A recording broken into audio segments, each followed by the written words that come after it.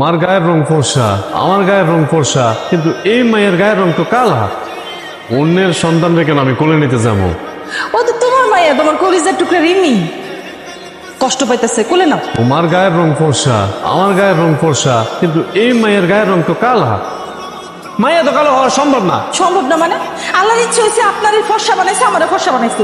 অনেক আলো বানাইছে, এটা তো আল্লাহর ইচ্ছাতে, এতে তো আমার কোনো হাত নাই। মা, আপনার পোলাগুলো কি কথা কইতেছে?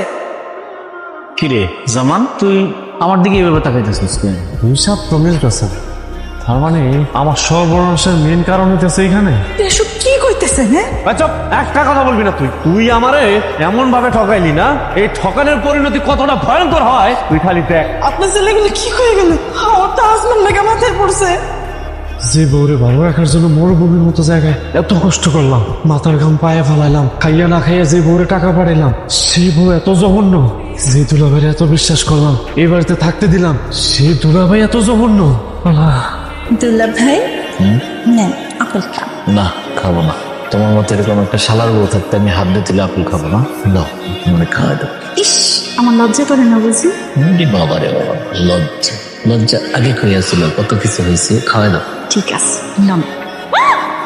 আল্লাহ, আল্লাহ রে, এ কি সর্বনাশ হলো আমার? হ্যাঁ, মানুষ নাকি খাল কেটে কবিরা নেই, আর আমি খাল কাটে এমন জঘন্য দুলাভাই আনছি।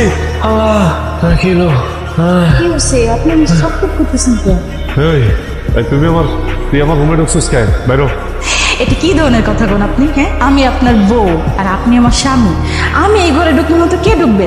লন তো লন, আপেলটা খাইলাম, অনেক দূর থেকে আইছেন না, পরে ভাত খাবেন। লন। কি হয়েছে আপনার? আপনি এমন করতেছেন কেন? আমি তো শুধু আপেলই আনছি, বিষ তো আনি নাই। একটু একটা কথা বলবি না, তোর মতো নষ্ট মায়ের মুখ আমি আর দেখতে চাই না। বেরো, বেরো কইতেছি। রাইসা কত আশা কইরাছিল ভাই আইলে আমরা সবাই মিলে একলগে আনন্দ করবো, একলগে ভাত খাবো, আর তোমার পোলা এসে একটা তাণ্ডব শুরু করে দিছে। সবই ঠিক আছে, আগে আমার পোলার মাথাটা একটু ঠান্ডা হোক।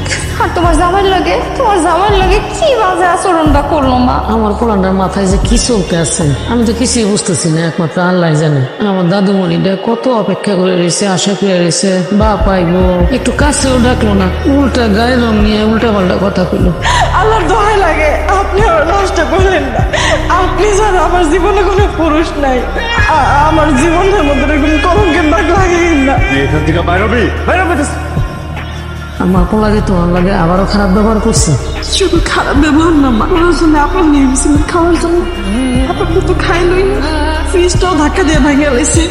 আমার সাথে যাতে খারাপ ব্যবহার করো, আমার এমন ভাবে গলা চেপা ধরছে, একেবারে নিঃশ্বাস বন্ধ হয়ে যাওয়া অবস্থা। আমার মনে কলঙ্ক দিছে মা। আর আমরা তো এত খারাপ হয়ে গেছি, এত দুঃখ নিচ্ছে।